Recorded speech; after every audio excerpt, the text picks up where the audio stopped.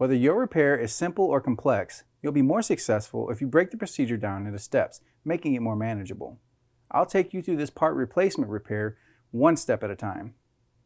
To replace the left crisper drawer in this LG refrigerator, extend the crisper drawer out and lift it up to remove.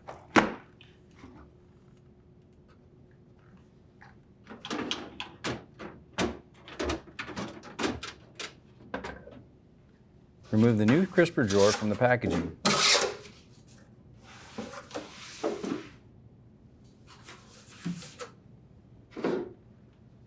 Guide the crisper drawer into its tracks and slide it back in the fridge cavity.